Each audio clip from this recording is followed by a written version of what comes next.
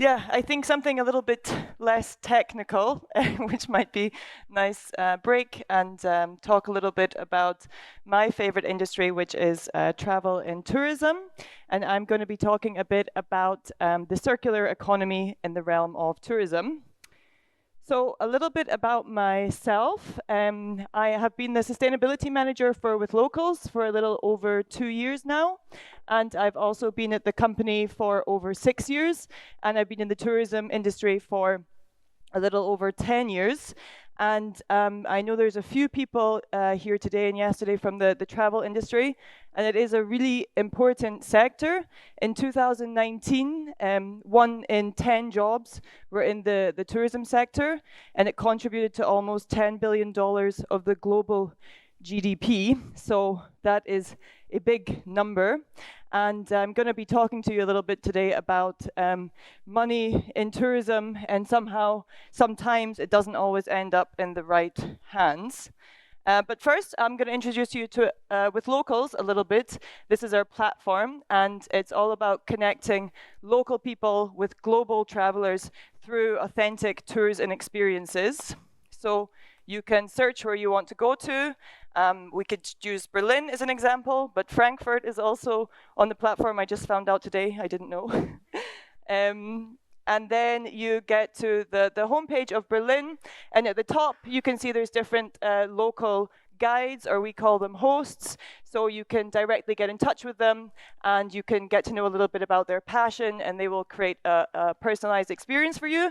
Or on the bottom you can see we also have some pre-designed experiences, and there's a lot of options, so there's something really for everyone.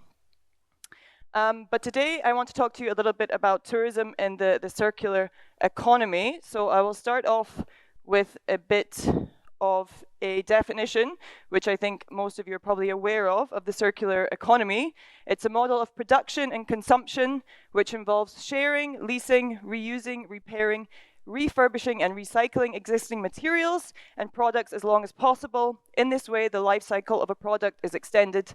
It, in practice, implies reducing waste to a minimum. So this definition really makes sense if we think about a product. We can take IKEA, for example. I think there was a talk yesterday on this, that they welcome their customers to bring back old furniture, and they upcycle them, and they use recycled materials. But how does this apply to tourism, when tourism often looks like this and like this? It's much more of an experience and an activity, and not so much of a product. So there's different elements we can talk about for tourism in terms of being circular. We can look at energy. We just had a great talk earlier on going electric and using renewables and reducing our energy waste as much as possible. When we look at water, there's a lot that's being done there, especially with accommodation. They're looking at retaining rainwater and recycling it, and using technologies to reduce their water waste as well. Then when it comes to waste, I think we all know reduce, reuse, and recycle happens a lot for tour providers and accommodations. In terms of transport, looking at cleaner transport methods and going electric. We can also work more with the community and really consider them as one of our key stakeholders, and kind of get advice from them on how to use the local material in a sustainable way. And then, of course, carbon emissions. That's a huge topic in tourism. Carbon emissions in tourism contribute to 8% of overall emissions, and around about 50% of them comes from transport, primarily flying. So things like sustainable aviation fuel need to be looked at, and also kind of going electric, but if we're all honest, that's way into the future and we need solutions now. So it's also about traveling less afield as well. But I'm not going to be talking to you about any of those things today. I'm going to be talking to you about something that's not talked about enough in terms of tourism, but it's arguably, along with carbon emissions, one of the most important topics, and that is tourism leakage. Hands up who knows about tourism leakage or has heard the term before. All right, that's good. So you're all going to be learning something today. I'm going to explain it to you through an imagined experience. So say that we want to go to the Dominican Republic. I guess we're all quite busy people with important jobs. We don't have time to do what Greta does and sail over. So we're going to have to get a flight from Frankfurt to Punta Cana in the Dominican Republic. So with a little look on Skyscanner, I can see that almost all the direct flights are from German aviation companies. So that means when we book this flight, most of the money is going to stay in Germany and not Dominican Republic, except, of course, some taxes and things to land over there. Now let's look at what kind of accommodation that we want to get. I had a little look at booking.com, lots of amazing hotels. A lot of them are all-inclusive, so that might seem like a good idea. You know, we don't have to spend more money outside of the hotel. So I went for this one in the middle, the Jewel of Punta Cana. And with a little research, I found that that is actually headquartered out of Fort Lauderdale and is a large chain in many different countries. So upon booking this hotel, 20% would go to Amsterdam, Booking.com's headquarters, and a big lump of it would also go to Fort Lauderdale in Florida. And then the remaining money for the construction of the build and the staff would go to the Dominican Republic. Now we can have a little look at food. With an all-inclusive resort, a lot of the food that we eat will be supplied in the hotel, and these kind of international chains have a lot of procurement policies, which can mean that they're getting imported food a lot of the time, and it's not always being bought locally. Or we could venture out of the hotel and maybe see what else we can find. But again, if we choose a chain, for example, Starbucks or McDonald's or wherever it might be, that money is again coming out of the Dominican Republic. Or we can do some research and really look to support a locally owned restaurant and eat there. Then we also have shopping in the fashion industry. Around half of the profit goes to the local retailer, and the rest goes to the headquarters, often again out of the country, unless we work to really support locally owned shops. And then tourism activities. I saw on TripAdvisor a lot of the most popular activities over there were these dune buggies, kind of cruise ships, and zip lining. And I also found with a bit of research that the hotels are actually owning a lot of these activities themselves, or maybe they have partnerships with the activity providers, but they take a big lump of the fee as well. So with this trip to Dominican Republic, it might be that less than half of the money that we spend actually stays in the country, and the rest leaks out to more developing countries. And that's what we call tourism leakage.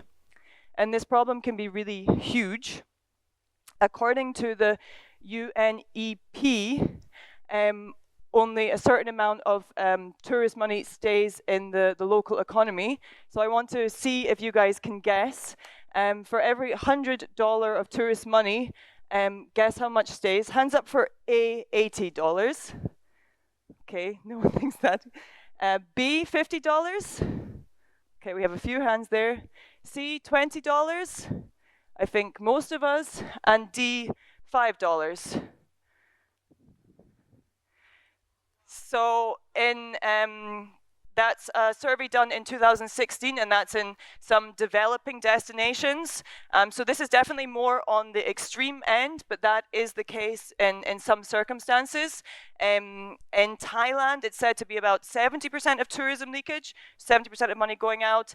In the Caribbean, it's said to be 80%. Now, the tourist money that does stay there is very valuable and goes a long way, and we shouldn't forget about that.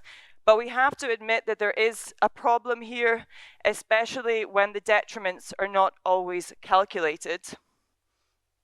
$413 billion, that is the global government marketing spending for tourism to get tourists to come in.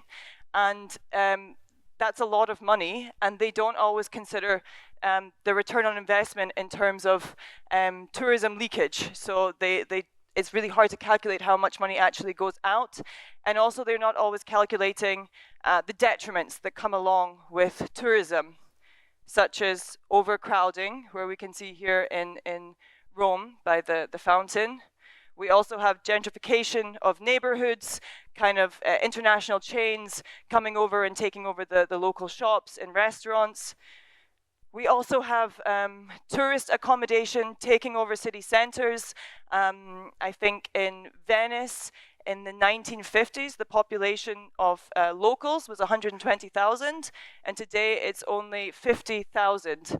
So a lot of these tourist rentals are really pricing out the locals, and they're no longer able to afford to live in their own cities. Then we also have circumstances where beaches are blocked off to the locals, so they're reserved for tourists from these all-inclusive hotels, so the locals are not even able to access their own land anymore in certain circumstances. And of course we have pollution and degradation of land, and also noise pollution as well is a problem. So the price can really add up of tourism, and destinations need to really ask themselves, is it worth it to attract all these tourists when the money's not necessarily staying in the local economy and comes with these problems? So there are solutions out there in which we can manage and reduce tourism leakage. For starters, we can encourage guests to embrace the local culture by having them kind of stay in local homestays, buy in local restaurants, and visit local shops. And this really encourages a kind of tourism that's beneficial for the locals. And yeah, the locals can enjoy those kind of tourists.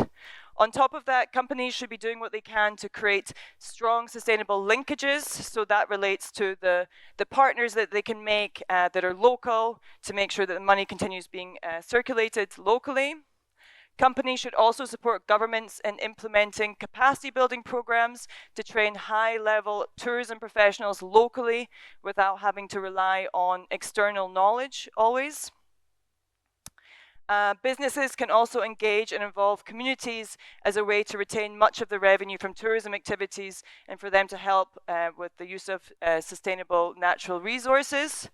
And finally, companies can leverage product diversification and digital transformation of tourism to maximize local benefits, reduce leakages, and increase linkages. So I want to do a little case study in the Maldives and look at some of the leakage problems that they have and some of the potential linkages that can be made to improve the circumstance. So a little bit about the Maldives to start with. So the first tourism resort in the Maldives actually popped up in 1972. So in the grand scheme of things, that's quite recent if you consider how big tourism is over there. And actually, tourism is responsible for 30% of their GDP, and 70% of the government revenue comes from tourism tax. So there's huge economic benefits for the country and the government. And in 1978, the government passed a policy called the One Resort, One Island policy, which means that there's only allowed to be one resort per island. So the government passed this policy with the best intention to be able to conserve the land as much as possible and not overcrowd it.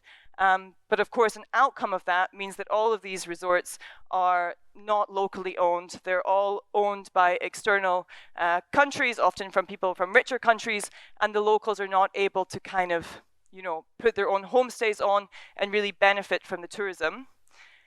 And there's around about 200 islands in the Maldives, and 170 of them have resorts on them. So it's really island takeover over there in the Maldives. So let's talk a little bit about the leakages. Leakage is estimated to be between 50 and 80% in small island developing states. So the country is really not benefiting as much as it could from tourism. And you would assume with all of these resorts, there's a lot of good work for the locals and there's a lot of employment for them. But that's actually not the case. The jobs are considered to be the low-skilled and low-paid ones for the locals. So actually only 15% of the local men and 4% of the local women are actually working directly in tourism over there. And the resorts are not only providing accommodation, they're also providing the meals and the spas and the excursions. So everything can be really centralized within these resorts. And also, again, they're often getting external supply. I think one example I read about is the tuna there. There's a really great sustainable tuna fishing industry in the Maldives, and it's all sustainably caught, but that makes it more expensive. So most of the resorts are getting external supply and not supporting the local suppliers. And what about the whale sharks, you may ask? Well, they're lucky enough to have whale sharks swimming around the shores over there, but they're also being put in danger with a lot of excursions going out to visit them on these speedboats. There's kind of a lot of noise that's disturbing them, and even cases where their fins are being cut off by these excursions. And that's not only risking the lives of the whale sharks, but also they contribute 9.5 million euros to the local economy annually. So they're also risking the revenue they can get from these whale sharks. So let's talk about some of the linkages that the Maldives is working on creating to help reduce these problems. A group of NGOs have come together called Be Gentle with Giants, and they have created a code of conduct for both customers and the activity providers to make sure that they're doing the activities responsibly and that the whale sharks are less disturbed. And they've also provided guests with a list of the more responsible activity providers so they can support the ones that are doing things for the best interest of the whale sharks. On top of that, the government is reviewing their one resort, one island policy, so that now the locals are able to open their own guest houses and welcome a new kind of tourist, not only these luxury tourists, but people can stay there for a cheaper price, and the locals can get more involved. On top of that, the resorts are really looking at how they can involve the locals more and upskill them and include them more in the value chain of tourism over there. So see how that they can be more involved in giving the souvenirs, in construction, and also getting better paid jobs overall.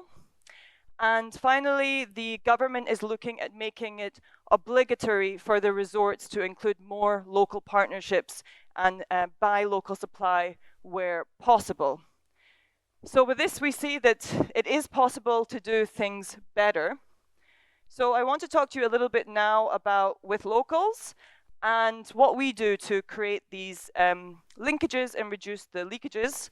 This is Willem, the founder of Withlocals.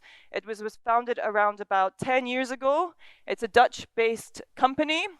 And he had the idea of creating this platform to really benefit locals and allow them to have direct contact with travelers and, through amazing local tours and activities. We have around about 1,600 local hosts on our platform. We're live in 229 cities through 70 countries, and we have over 2,050 experiences pre-designed live on our platform. So I want to talk to you about some ways we work to reduce these leakages. So first off, we really work to promote the local culture to guests. We do this through our tours. We always aim to have very authentic and local tours and activities that benefit the local communities, and the guests get to see kind of how the real life is of the place that they're visiting. On top of that, we have host sustainability training in alignment with the Sustainability Development Goals. So it's an online training that we created, and that covers everything from animal protection and welfare to reducing waste. And the hosts actually have to go through a quiz to pass that test so that they are trained to lead responsible tours and experiences. On top of that, we work to share relevant content around responsible travel with our guests and customers. We do this through social media channels. We also have a blog space, and we also send out targeted content. So, for example, if a guest booked a tour in Venice, we will share in the confirmation email how to visit Venice responsibly, because every place is slightly different on the problems that they face. So we're really helping them make the right decisions when they travel. On top of that, we encourage hosts to continue giving local recommendations to the guests. So our tours tend to be a few hours, so this encourages the guests to continue to visit the destination responsibly, and visiting more local restaurants and the likes. In terms of creating linkages, we do this through our tours and experiences as well. We have different kinds of themes of tours and experiences, from art tours to bike tours to food tours, and we always work to have local partnerships and involve them on the tours and experiences. For example, for the bike tours, we would look for a local bike provider, and food tours are kind of our main thing. Our flagship tour is the 10 Tastings Food Tour, which is in, I'd say, all of our destinations, and that visits around about 6 local eateries or restaurants and tries 10 of the local food and drinks.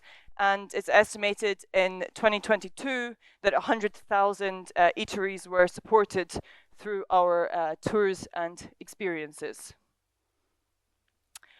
On top of that, we launched a project this year, which we partnered up with NGOs. They're called Positive Impact Experiences.